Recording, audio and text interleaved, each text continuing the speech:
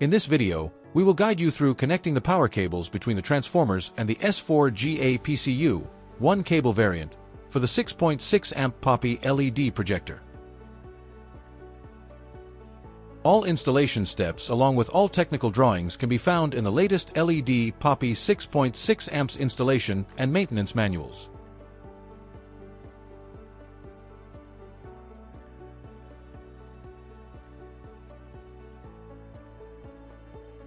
The full PAPI system consists of 4 LHAs, and each LHA is equipped with one PCU.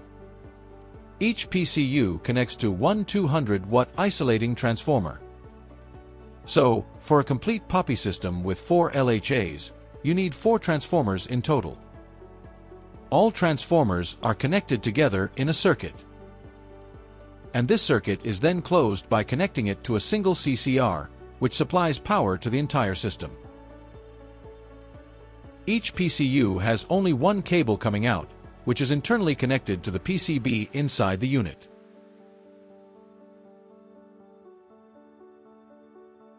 Ensure cables are not placed underneath the permanent PAPI structure. Doing so may crush the cable and damage the unit. Do not allow the cable to sit submerged in water when the system is powered on. For each power control unit, prepare a total of 4 isolated transformers of 200 watts each, one per PCU. No additional grounding of all transformers is needed. Connect the cables coming out of each PCU to the isolated transformers.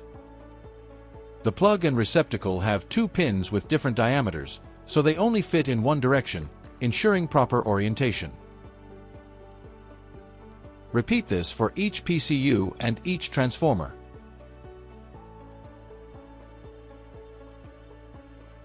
Connect the transformers together in a closed circuit. Do the same for all the transformers.